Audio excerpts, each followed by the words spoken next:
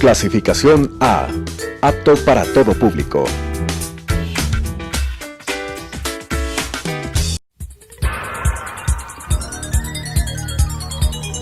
Las opiniones vertidas en este espacio por la producción y dirección del programa son de exclusiva responsabilidad de sus autores y de quienes intervienen en ellos.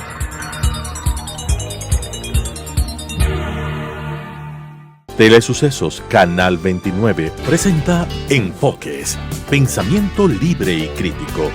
Día a día buscaremos diferentes visiones para la comprensión de la realidad del tercer milenio. Enfoques, un espacio que une noticia, análisis y opinión. Bienvenidos.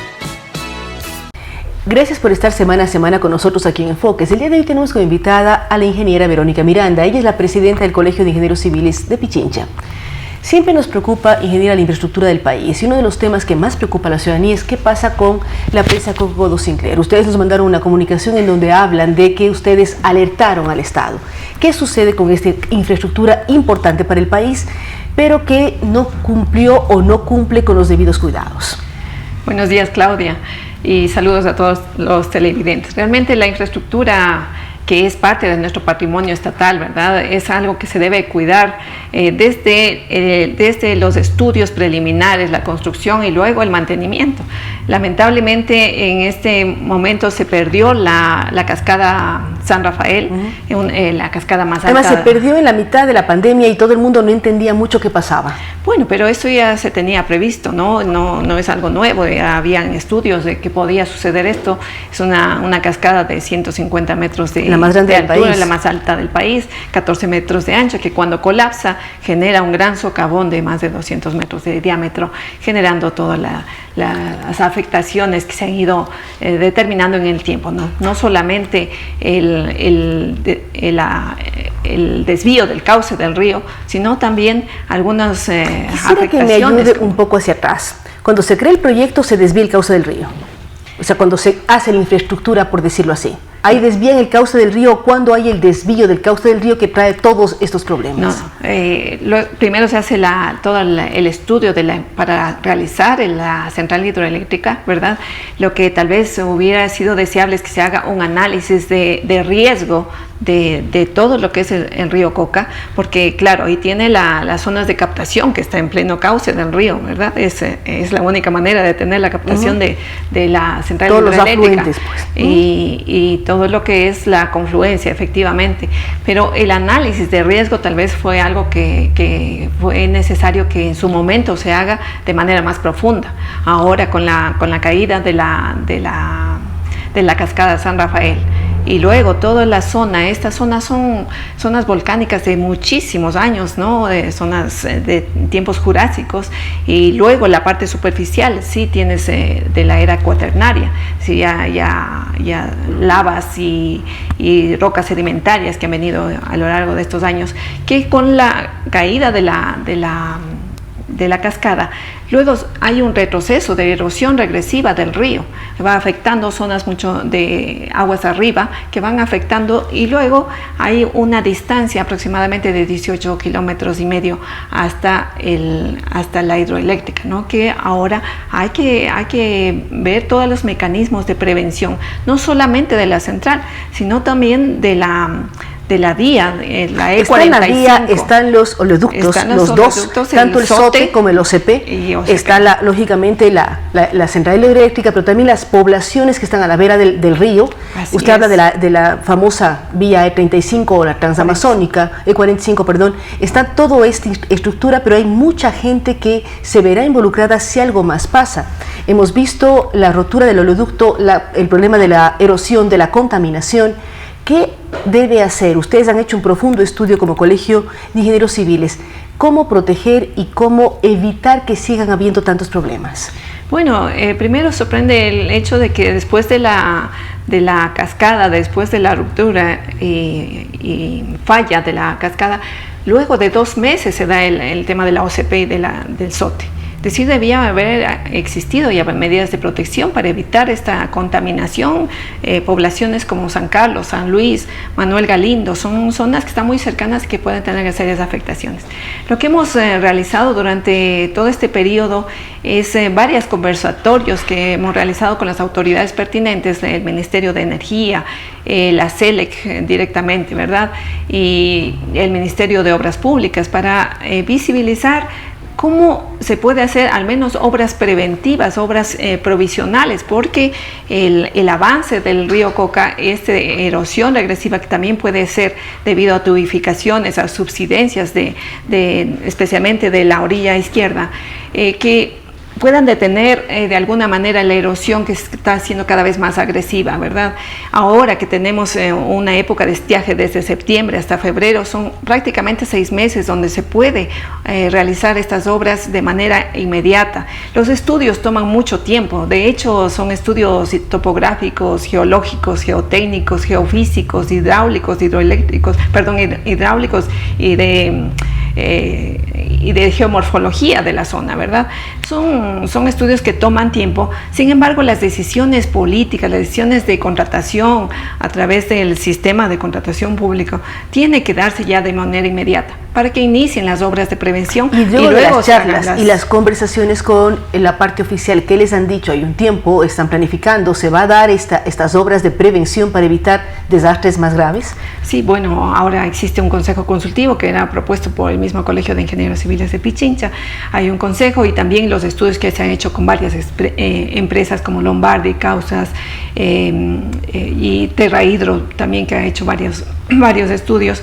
Ahora tenemos 2 personas que son representantes de nuestro colegio que está haciendo el seguimiento de estos estudios. El día miércoles próximo vamos a tener un nuevo conversatorio con autoridades de la CELEC para ver cómo van con los avances, porque existen algunas medidas que ya se han estudiado de prevención o de limitación de esta erosión. Por ejemplo, hacer una especie de escalonamiento artificial, ¿verdad?, para reducir el gradiente del cauce del río y también lograr una emanación de la energía que existe en esas zonas, para posteriormente ya realizar obras definitivas. Es decir, estas son obras de prevención porque es demasiado el tiempo que se necesita para hacer obras definitivas. Yo creo que este es el momento, el destiaje, para trabajar inmediatamente en estas obras de prevención, de recubrimiento de las laderas, de los cauces de los ríos, no solamente del río Coca, sino todos los afluentes que tienen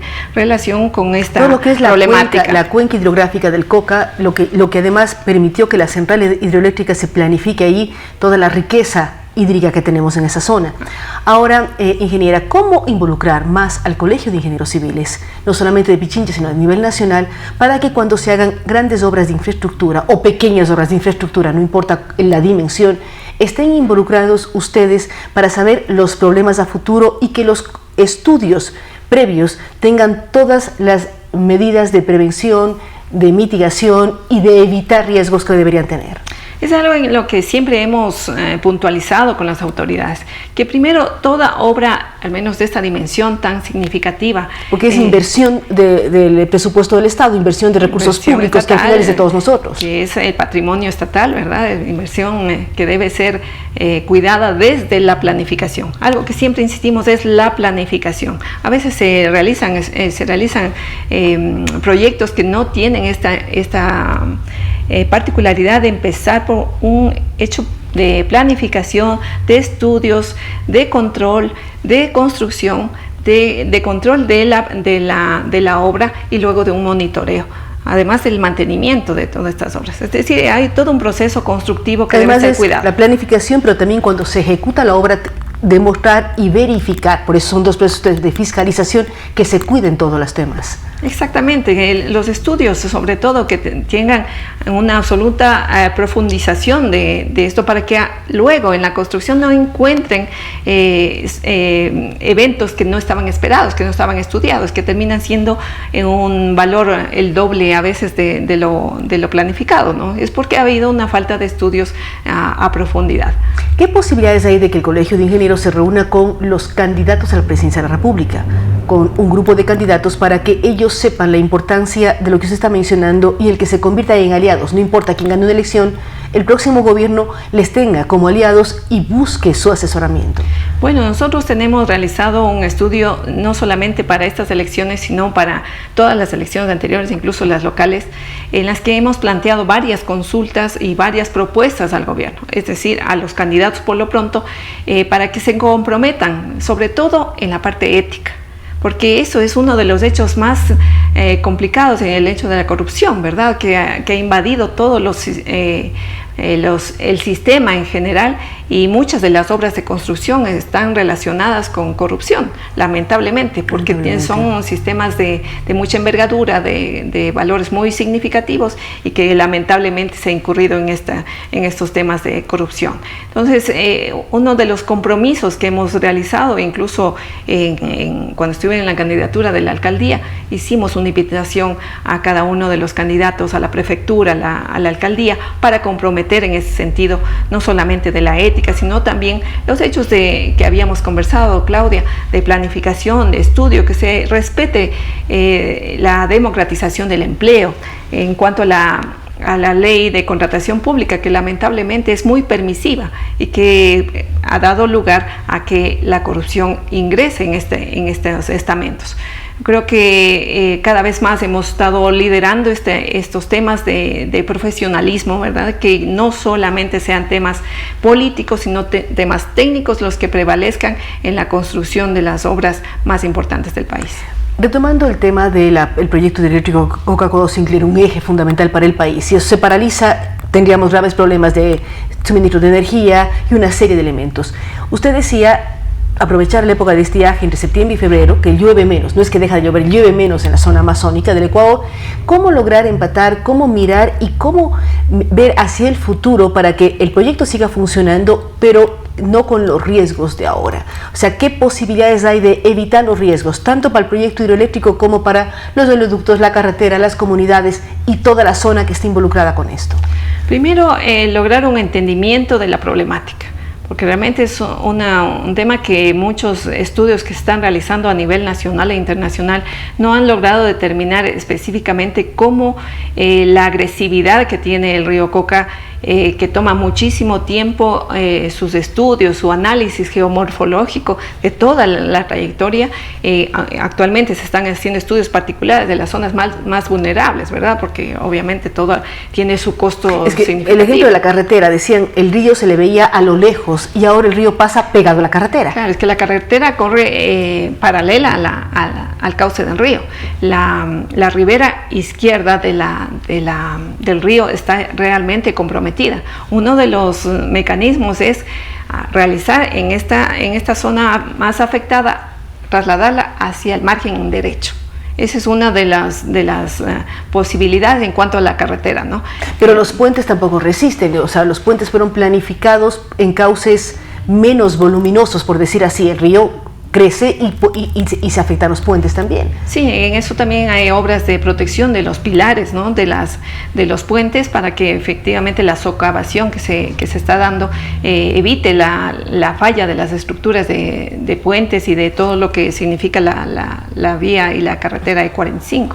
Este es uno de los mecanismos, un desvío de la vía, una protección de los pilares de los puentes, protección también de las laderas de cada uno de los ríos. Salud.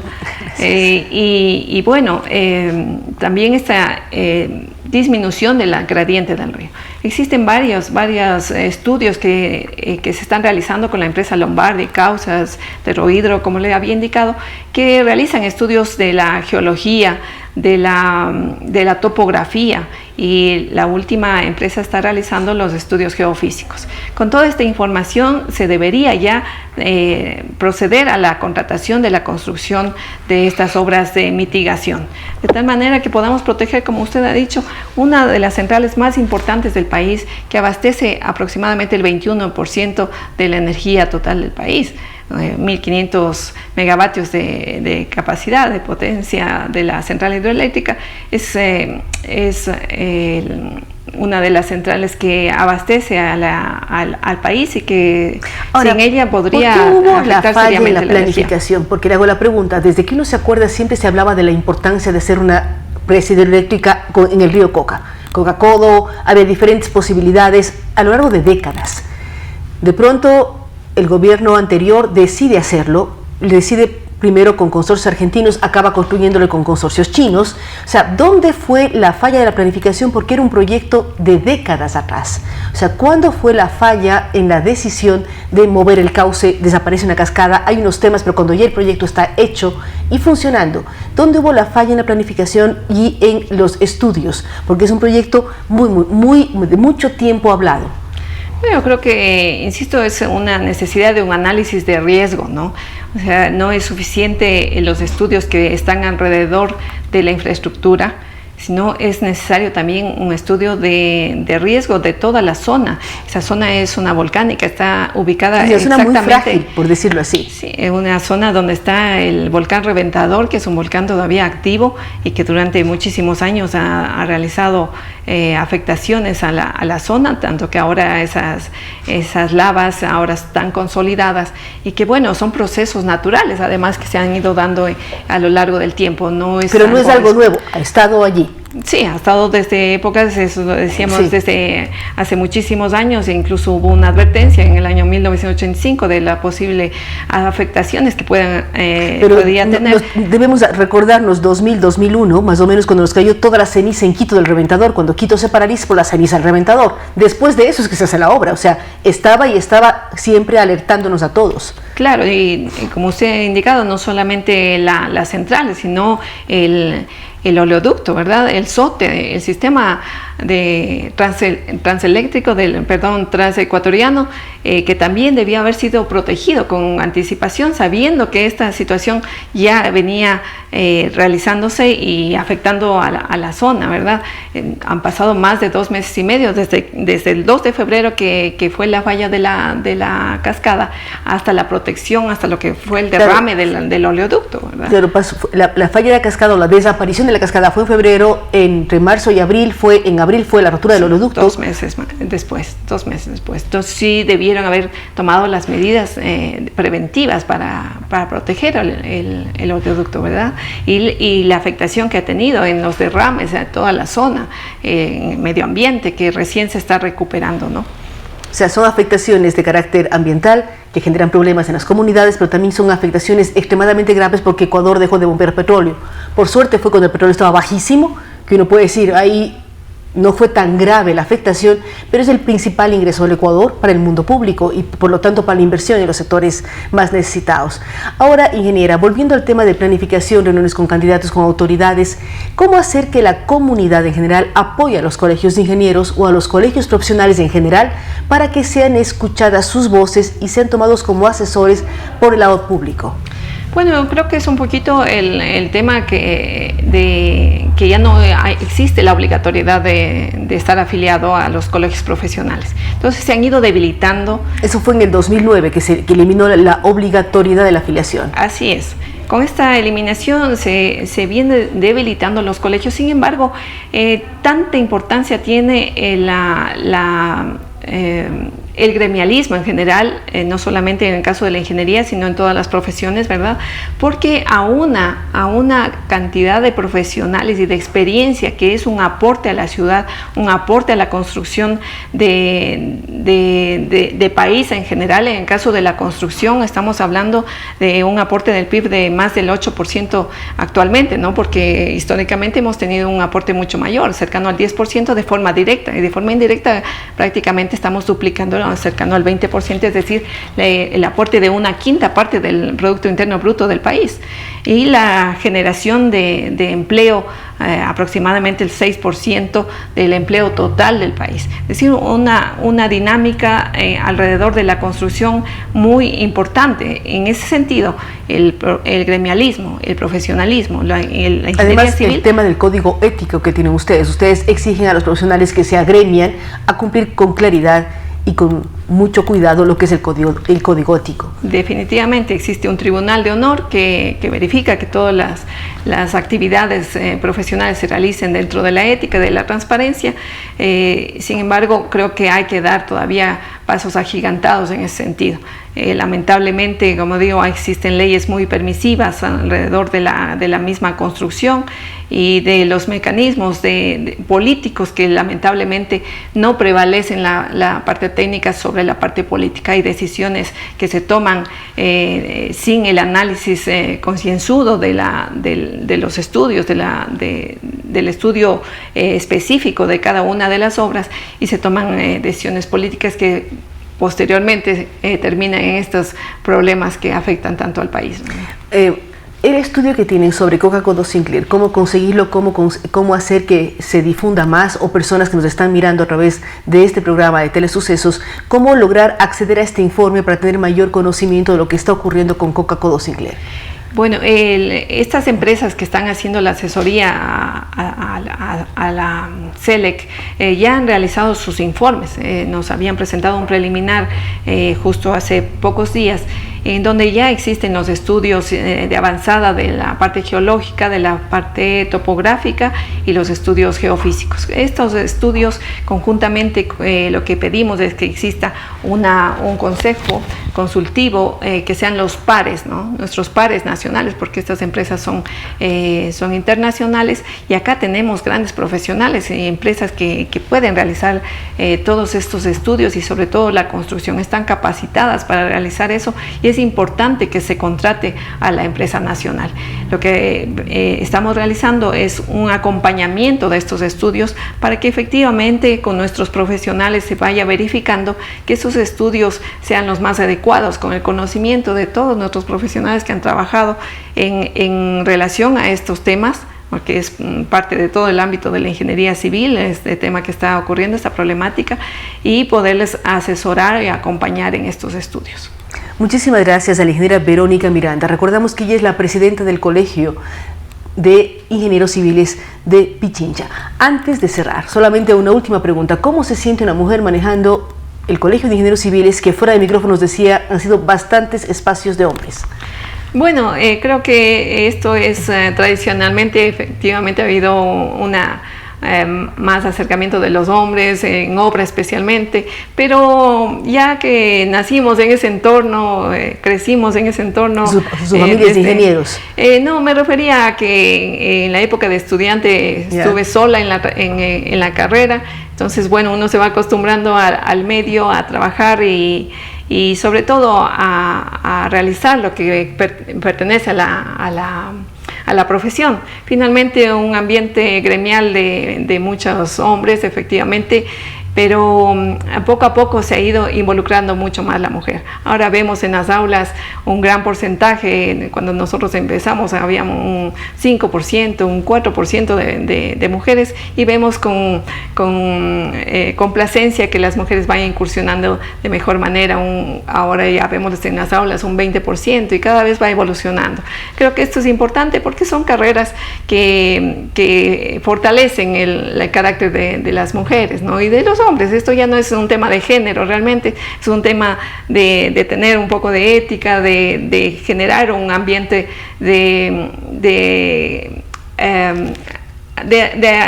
tratar de interpretar el requerimiento de la mayoría de los profesionales para poder efectivamente ponerlos en la práctica, tanto en la construcción de ciudad, de país y de desarrollo en general. Creo que esto no se trata ya de temas de género, hay que seguir avanzando en el profesionalismo y en el cumplimiento de la ética. Así es mucho más allá de género, hay que ser profesionales éticos que cuiden los temas.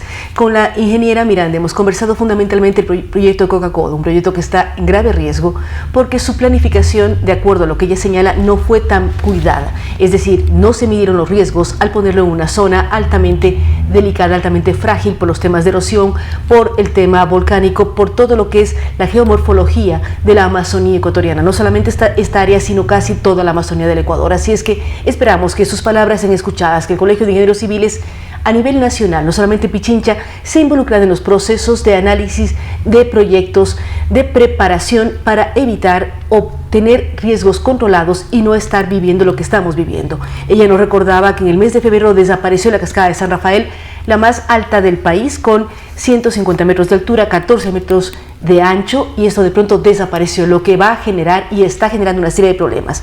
Ya lo vivimos en el mes de inicios de abril, lo que pasó con los 2 oleoductos del Ecuador, así es que hay que cuidar muchísimo y esperar que las autoridades puedan trabajar, generar medidas de prevención para evitar nuevos problemas. Nuevamente gracias a la ingeniera Verónica Miranda y a ustedes que semana a semana nos acompañan aquí en Enfoques. Nos vemos en una semana más.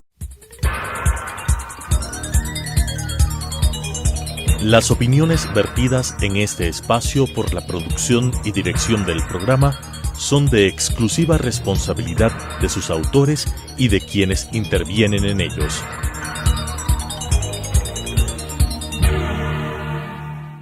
Telesucesos Canal 29 presentó Enfoques, pensamiento libre y crítico.